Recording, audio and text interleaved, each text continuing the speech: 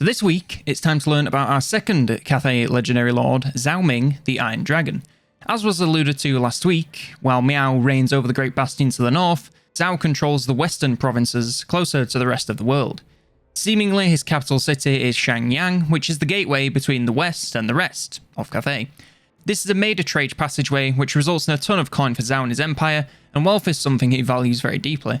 He's definitely not his father's favourite child, but it's believed he's much closer with his mother, though hopefully not quite as close as Marathi and Malekith. So his campaign starts off, quote, in a pickle, with Skaven in the nearby desert causing trouble, alongside internal rebellions that may have a connection to the rats. This is the second mention of internal rebellions that we've seen. This could just be a corruption lowering public order and causing rebellions thing, or it could be actual faction mechanics. Obviously we're not going to know until we get our hands on the game.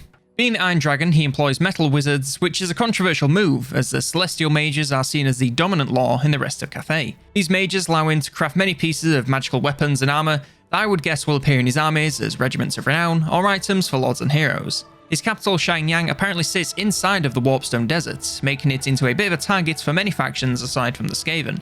The blog mentions ogres as well as hobgoblins, which is the first mention we've had of these lads, so it'll be exciting to see them in the game. And they are said to have a close connection with Chaos Dwarves, which could mean that this is hinting at us seeing them as a starting faction or pre-order bonus for Warhammer 3, as many have theorised. Despite its dangerous location, the city is still a regular destination for trade caravans from many empires in the old world, such as Estalia, Tillier, and of course the Empire of Man.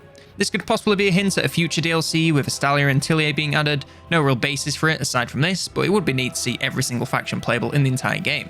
On top of having an interest in forging metal, Zhao also has a knack for alchemy, and has had a lengthy lifespan to perfect his talents and research the arcane.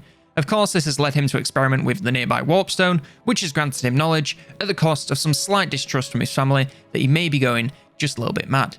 As mentioned last week, his siblings think that this close proximity to the Great Moor and Warpstone Desert have corrupted his mind, and they may have a point, as he sometimes seems less like a dignified dragon and more like a rowdy, drunken partygoer when he stays out a little bit too late with his friends. And that's all we have this week, yet another quick Tuesday news day. Not sure if we'll be seeing anything more later in the week like we did last week, or if we'll be dropping back to one per week, but whatever happens, I'll be covering it here, so if you want to see that, you may as well subscribe and hit the bell to stay up to date.